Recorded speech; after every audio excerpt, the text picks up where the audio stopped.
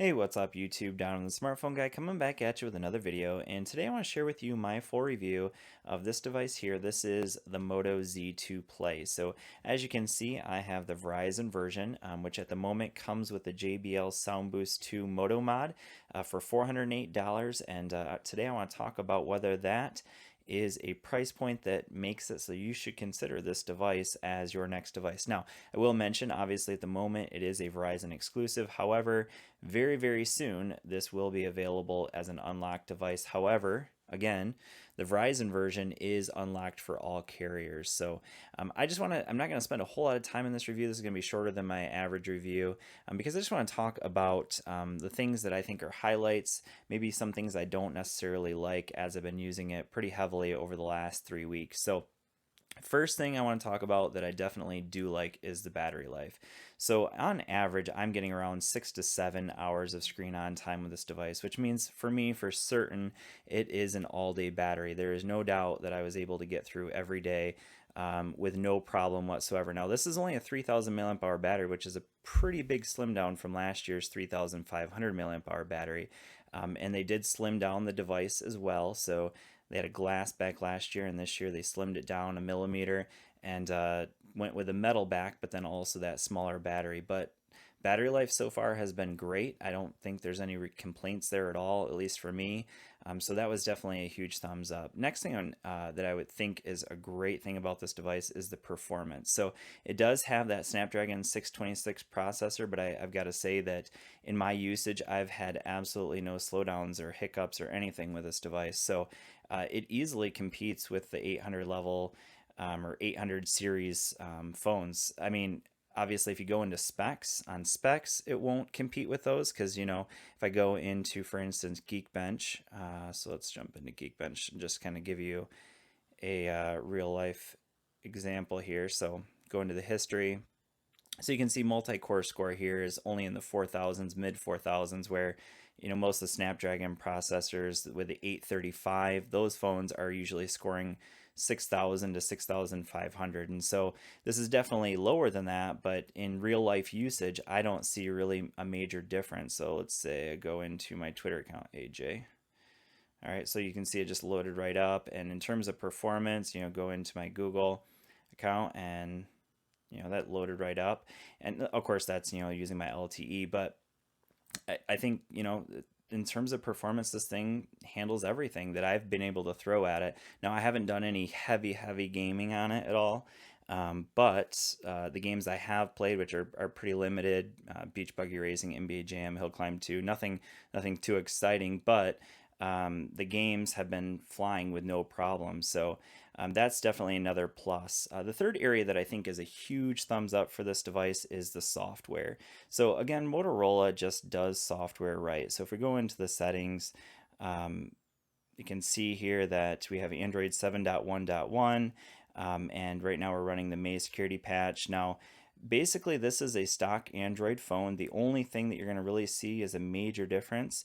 Obviously, because it's Verizon, you will get a little bit of bloatware, which you can disable, but of course, that's still kind of stuck on the phone. So that caller name ID, the Verizon Cloud.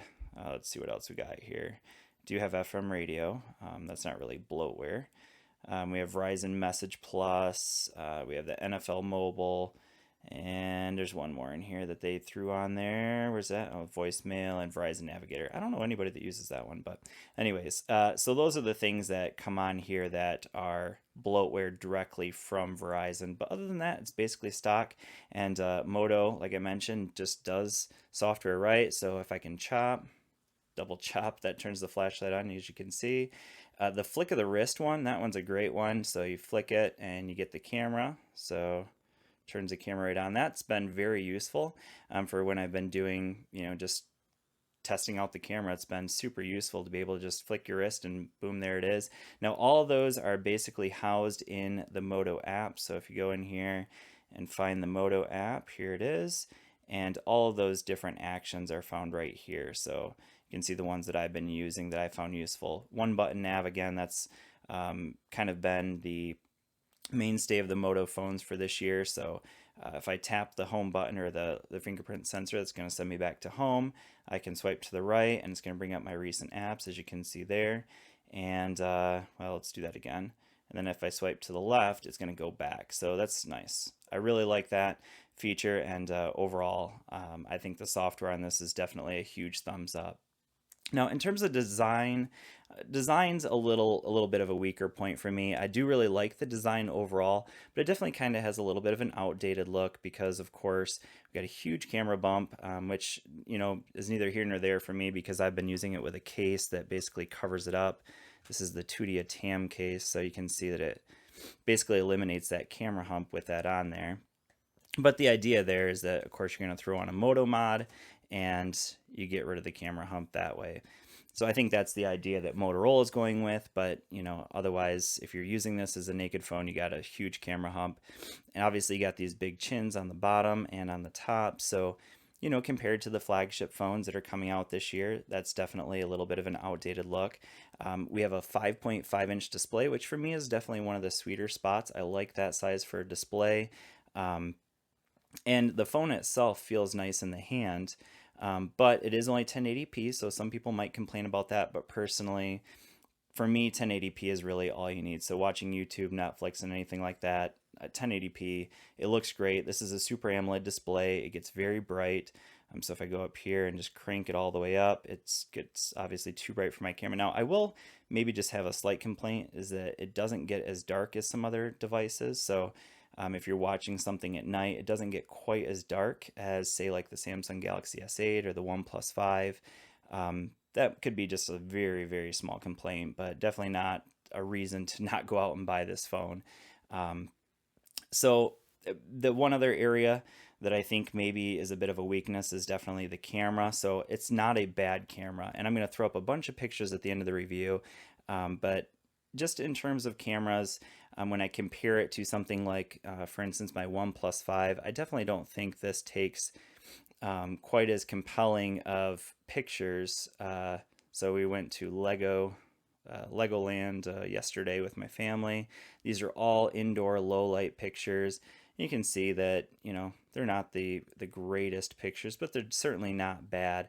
So it's got a 12 megapixel camera on the back, and we have a 5 megapixel camera up front, and overall, the camera quality is decent. Like I mentioned, I'll throw up a bunch of pictures so you can kind of make a decision for yourself. But when I compare it to other flagships from this year, it definitely does not compete with the likes of the S8 or the OnePlus 5 even. So still a good camera, a good mid-range camera, but certainly not a flagship camera in my opinion. So overall, I do really like the Moto Z2 Play. Is it worth $408 with that JBL Sound Boost 2 Moto mod? Yeah, I would definitely say I think this is one that you should consider if you like Motorola software, which I definitely do. It's one that I would say is a very compelling phone at that price point.